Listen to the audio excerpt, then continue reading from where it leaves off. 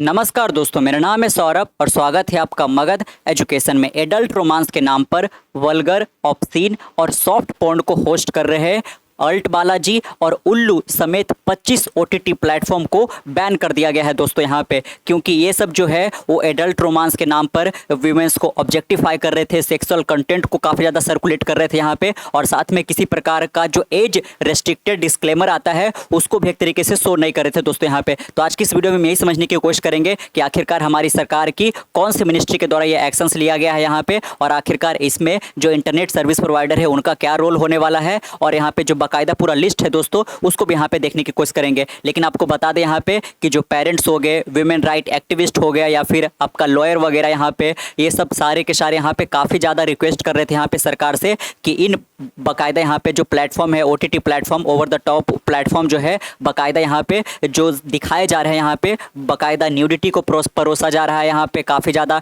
Derogatory remark यहाँ पे women's को यूज किया जा रहा है यहाँ पे, जो कि किसी भी सूरत में यहाँ पे एक तरीके से कंज्यूमेबल कंटेंट यहाँ पे नहीं है दोस्तों यहाँ पे। तो बाकायदा हम इसी को यहाँ पे समझने की कोशिश करेंगे दोस्तों कि आखिरकार वो कौन कौन से सबसे पहले इस लिस्ट के अंदर स्क्रूटनी के अंदर वो आए हैं यहाँ पे, और साथ में हमारी कौन सी जो मिनिस्ट्री है उन्होंने ये एक्शन लिया है बाकायदा। देख सकते हो, सेंटर बैन ओटीटी प्लेटफॉर्म उल्लू, अल्ट, डेसीफ्लिक्स, इनको किसके लिए बैन किया गया है? ऑब्सिन कंटेंट यहाँ पे बाकायदा ये परोस रहे थे यहाँ पे, और ये जो क्रैकडाउन किया गया है बाकायदा जो हमारी ministry of information and broadcasting है दोस्तों, उन्होंने बाकायदा यहाँ पे जो इंटरनेट सर्विस प्रोवाइडर है उनको नोटिफाई किया है कि कृपया करके इस प्रकार के जो प्लेटफॉर्म हैं उनको पब्लिक के एक्सेस के लिए बंद करिए दोस्तों यहाँ पे। और ये पहली दफ़ा नहीं है, बल्कि 2024 के अप्रैल महीने भी 18 से ज़्यादा जो एक तरीके से ओटीटी प्लेटफॉर्म है उनको एक तरीके से बैन किया गया था यहाँ पे। तो बाकायदा जो पब्लिक है उनका सपोर्ट भी दिख रहा है, लेकिन कुछ लोग एक तरीके से कहिए कि इसको क्रिटिसाइज भी कर रहे हैं कि यहाँ पे सेंसरशिप को काफ़ी ज़्यादा यूज किया जा रहा है, जो एक तरीके से हमारी अथॉरिटी है वो ओवर रीच कर रही है दोस्तों यहाँ पे, कि अगर जो कोई प्लेटफॉर्म इस प्रकार के ऑप्शन सीन को एक तरीके से डिलीवर कर रहे हैं, होस्ट कर रहे हैं यहाँ पे, तो बाकायदा उस प्रकार के जो कॉन्टेंट केवल उनको हटाया जाना चाहिए, ना कि इसके ऊपर कंप्लीटली ब्लैंकेट बैन लगा देना चाहिए दोस्तों यहाँ पे। तो देख सकते हो बाकायदा in a bid to crack down on unlawful obscene content, यहाँ पे ये भी देखेंगे हम यहाँ पे कि ये जो प्लेटफॉर्म है ओटीटी प्लेटफॉर्म जिस प्रकार के ये जो कंटेंट डिलीवर कर रहे थे यहाँ पे,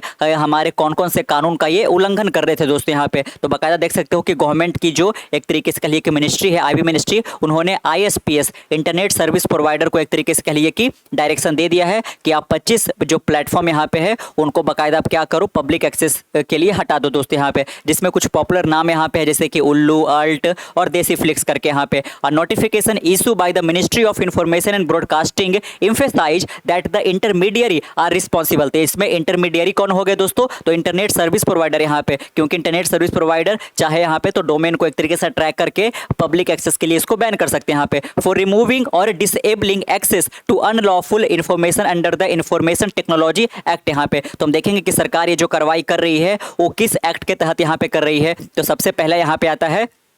इंफॉर्मेशन टेक्नोलॉजी एक्ट 2000 यहाँ पे। तो बाकायदा यहाँ पे जो भी इंटरनेट सर्विस प्रोवाइडर है वो इस प्रकार के कंटेंट को पब्लिक एक्सेस के लिए डिसेबल कर सकती है, और बाकायदा इंफॉर्मेशन और टेक्नोलॉजी एक्ट 2000 जो है वो एक तरीके से इनको परमिशन देती है दोस्तों। And the information technology intermediary guideline and digital media ethics code 2021 यहाँ पे। तो देख सकते हो तब यहाँ पे आता है कि क्या जो और बड़े ओटीटी प्लेटफॉर्म है दोस्तों, जैसे कि हो गया अमेजन प्राइम हो गया, नेटफ्लिक्स वगैरह हो गया, G5 यहाँ पे हो गया, हॉटस्टार वगैरह हो गया, इसको किसी प्रकार का कोई सरकार का नोटिफिकेशन नहीं गया है। तो आपको बता दें यहाँ पे कि ये जो है आपका है ना कि मीडिया एथिक्स कोड रूल 2021, इसको बाकायदा वो जो हॉटस्टार हो गया या फिर नेटफ्लिक्स पर लगा हो गया प्रॉपर इसको फॉलो कर रहे हैं, इसीलिए इनके ऊपर किसी प्रकार का जो है वो एक तरीके से बैन का नोटिफिकेशन नहीं गया है यहाँ पे दोस्तों। लेकिन ये सब जो 25 प्लेटफॉर्म है ये बाकायदा यहाँ पे भर भर के वल्गैरिटी को एक तरीके से परोस रहे थे यहाँ पे, और बाकायदा किसी भी प्रकार का जो RTA का साइन आता है, रेस्ट्रिक्टेड टू एडल्ट, यहाँ पे 18+ कंटेंट है, इस प्रकार का भी कुछ नहीं आ रहा था, जिसकी वजह से बहुत सारे जो एक तरीके से नाबालिग यहाँ पे है, बिलो 16, बिलो 15, वो सब भी बच्चे एक तरीके से इनके कंटेंट को कंज्यूम कर रहे थे दोस्तों। It said the move is aimed at curbing the dissemination of content that is deemed sexually explicit and violative of Indian legal and cultural standard यहाँ पे है ना। तो बाकायदा यहाँ पे इंडिया का जो लीगल और कल्चरल स्टैंडर्ड है उसको किसी भी रूप में ये कंटेंट जो फॉलो नहीं कर रहा था यहाँ पे। अब बाकायदा यहाँ पे जो ऐप बैन किए गए हैं इनका अगर जो हम लिस्ट देखें यहाँ यहाँ पे, तो इसमें आता है big shot app, boom x हो गया, नवशारा हो गया, लाइट, गुलाब ऐप हो गया, कंगन ऐप हो गया, बुल ऐप हो गया, जलवा हो गया, वाव इंटरटेनमेंट हो गया, लुक इंटरटेनमेंट हो गया, हिट प्राइम हो गया, फैनो हो गया, शो एक्स हो गया, शोल टॉकीज हो गया, अड्डा टीवी हो गया, हॉट एक्स वीआईपी हो गया, हुलचुल ऐप हो गया, मूड एक्स हो गया, नियोन एक्स वीआईपी हो गया, फूगी, मोज फ्लिक्स, ट्रिक फ्लिक्स, और साथ में यहाँ पे जो अल्ट बालाजी वगैरह है, और साथ में यहाँ पे उल्लू है, इनको भी एक तरीके से बैन किया गया है बाकायदा यहाँ पे। तो देख सकते हो कि आखिरकार कौन कौन से रूल को यहाँ पे वायलेशन किया जा रहा था, या फिर किसके किसके तहत यहाँ पे बैन करने की बात की जा रही है। This have been found in violation of various law. तो देख सकते हो दोस्तों कि बहुत सारे लॉ को ये जो OTT प्लेटफॉर्म है ये अपने कंटेंट के माध्यम से लॉ को वायलेट कर रहे थे यहाँ पे, जिसमें आता है सेक्शन 67 और section 67A information technology act 2000 का दोस्तों। दूसरा आता है यहाँ पे जो आपका भारतीय न्याय संहिता, हाल ही में इसको वजूद में लाया गया, इसका जो सेक्शन 294 है इसको भी वायलेट किया गया है।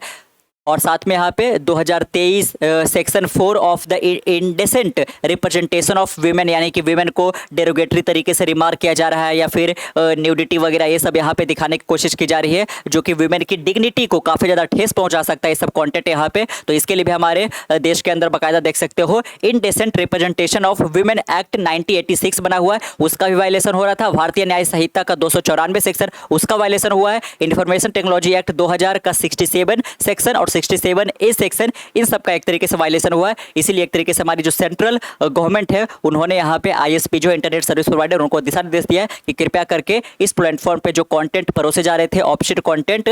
जो काफ़ी ज़्यादा वुमेन के लिए एक तरीके से उनकी डिग्निटी के लिए सही नहीं है दोस्तों, हमारा कल्चरल स्टैंडर्ड को ये किसी भी एंगल से मैच नहीं कर रहा है, तो इसको कृपया करके आप पब्लिक एक्सेस पे से रिमूव करिए। The government has explicitly directed internet service provider to disable और remove public access to this website within India. यहाँ पे तो बिल्कुल ये पैन इंडिया एक तरीके से ये बैन किया गया है इन 25 ऐप को यहाँ पे दोस्तों। और साथ में इंटरनेट सर्विस प्रोवाइडर जो कि यहाँ पे इंटरमीडियरी का रोल प्ले करते हैं, एक तो हो गया OTT प्लेटफॉर्म यहाँ पे ओवर द टॉप, और इधर हो गया यहाँ पे इनके कंज्यूमर, तो बीच में जो यहाँ से यहाँ लेके जाने का काम कर रहे हैं वो तो यहाँ पे सर्विस प्रोवाइडर ही है, इंटरनेट सर्विस प्रोवाइडर ही है। इसीलिए जो है हमारी सरकार की ओर से इनको दिशा निर्देश यहाँ पे दिया गया कि आप इसको डिसेबल करिए, पब्लिक एक्सेस से रिमूव करिए दोस्तों। MIB has also intimated to the director department of telecommunication with a request to facilitate compliance by the ISP as per the media report, and the action shows the government's commitment to enforcing digital content regulation and ensuring adherence to the laws in the country। यहाँ पे कि देश के जो भी एक तरीके से नियम कायदे कानून यहाँ पे है